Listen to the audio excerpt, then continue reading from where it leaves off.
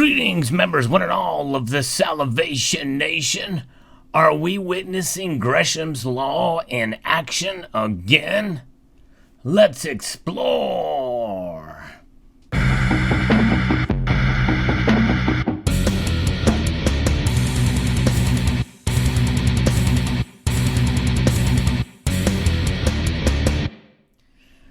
Like the prior video entitled Coin Shortage 2.0, I asked the question, what is really going on? It's not really a rhetorical question.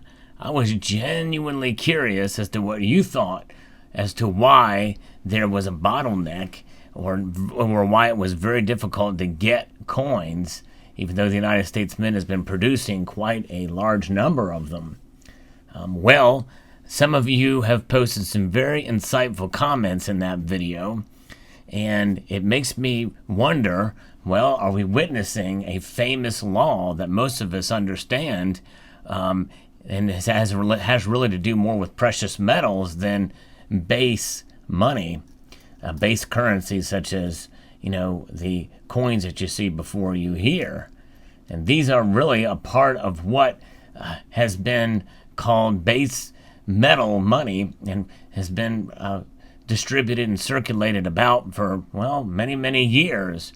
In fact, in reality, base metals have been used in our currencies since the beginning of the coinage being produced at the United States Mint from the U.S. Mint Act, which was enacted on April the 2nd, 1792.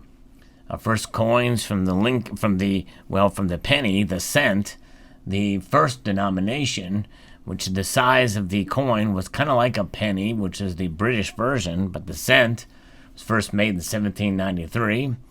Then we had dollars in 1794, quarters in 1796, half dollars somewhere thereabouts in between.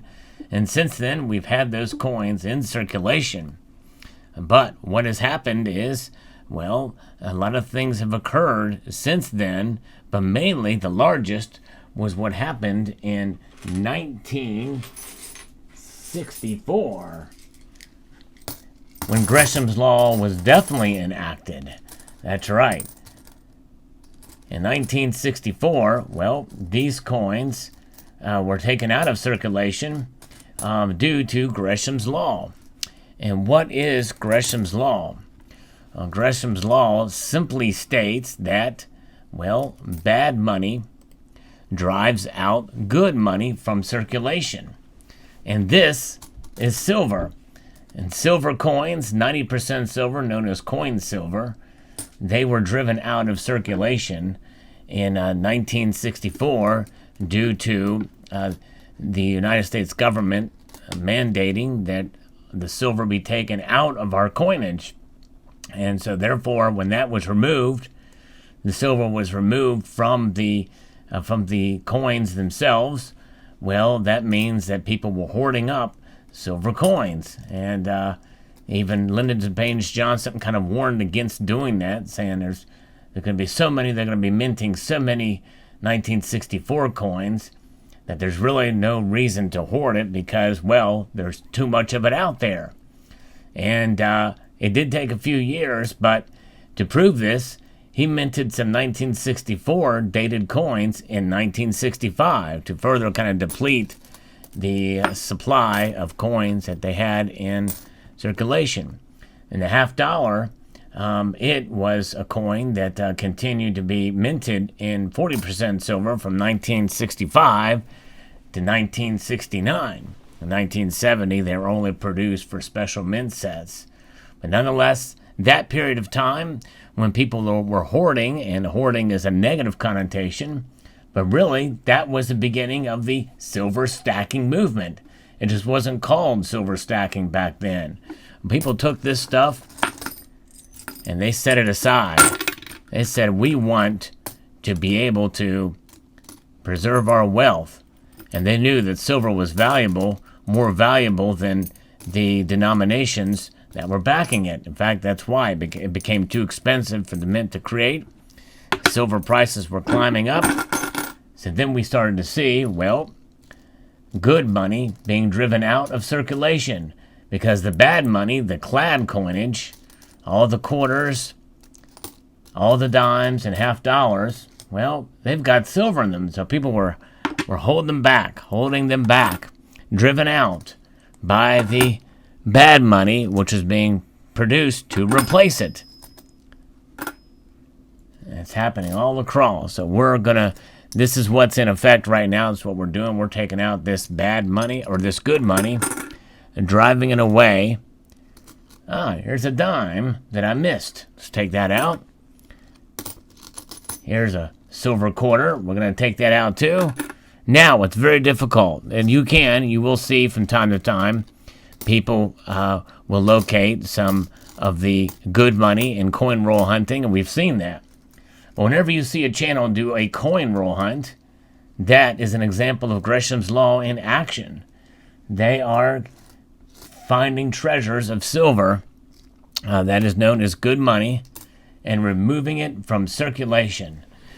So that is Gresham's Law in effect.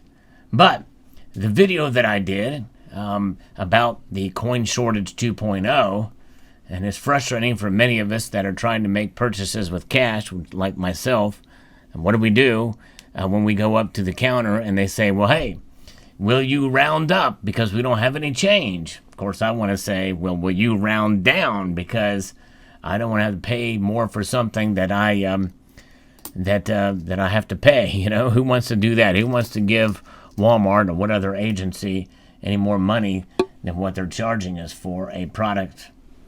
So, therefore, what's happening here? Many of you have commented, and I also did a poll. I did a poll on my last live stream to ask, to confirm kind of what I have been reading in the comments of that last video. And there are many of you who are indeed saving your pocket change, holding it back. And this means that we've gotten to the point in this country where literally this has become the good money now. Because what is it? Copper and zinc and these base metals, well, they are indeed worth, in some cases, like the nickel and the cent, worth more than the face value on those coins. It's been becoming closer. In fact, that's one reason why you hardly see half dollars. In fact, half dollars are minted mostly not intended for circulation because they're larger coins.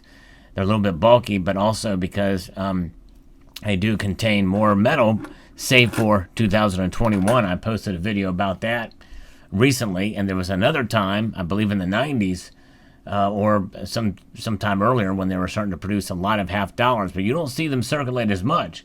But they are starting to show up again in circulation, or at least the banks are getting them and willing to hand them out to those who want them for transactions or what have you.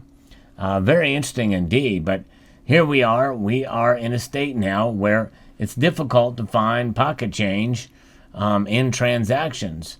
Stores all over the place. I was traveling the last couple of days and noticed it where I was at as well. And so therefore, according to you, my viewers, at least in this small audience, you are finding that you are holding on to your pocket change. And it looks like I am too, but I've been kind of doing it for quite some time. I save it up, then cash it back in and try to buy some gold and silver with it if I can. But now I'm kind of second guessing that. Maybe I should hold back too. Some of you have different reasons for doing it. Maybe it is sort of an SHTF scenario. Good to have some change because this stuff may be one way to be able to utilize because of the content of the metals contained therein. A $0.25 has well over 80% of its metal is copper. And so when you think about that, that gives you some idea. Copper is money. And copper is the metal that has been used as money probably longer than any other metal out there, including silver and definitely gold. For a longer period of time, copper has been used as money. But I will state this again too, talking about Gresham's Law, when we are driving out the good money, which is this pocket change at this point in this new version, is this a witness to Gresham's Law in action again? Perhaps so. It's very interesting to see how things are playing out. Somewhat unexpected to a point. But also, what's interesting about Gresham's Law is that the fact that it does state that the bad money drives out the good money. Recognizing, of course, that just because it's bad does not mean it's not money. And hence why, things like a Federal Reserve note, which many of us kind of detest because it's these that are printed ad nauseum into infinity and beyond, it seems like. But in reality, it's the digitization of these. But even this have some intrinsic value, yea, though it's very small. These cotton fibers that make up this Federal Reserve note essentially mean that it's hardly much there to speak of, but it does have the full faith and credit of the United States government. This note is legal tender for all debts, public and private. It is a debt instrument. But people are realizing that, hey, the Federal Reserve issues the notes to be printed to the Bureau of Engraving and Printing. The United States Mint produces these coins. And one can make the argument that these contain more value than these. That's right, than these cotton-based instruments here, the debt instruments. But it is all money, just bad money.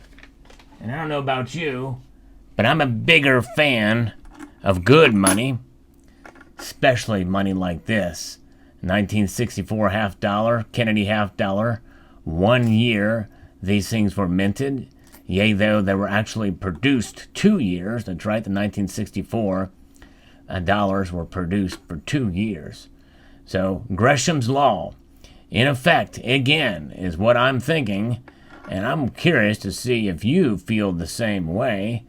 Is Gresham's Law here to stay?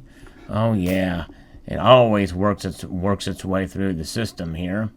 And I believe that this 1964 half dollar and what we saw happen at that point in time is an example, to some degree, as to what we're possibly could be seeing now.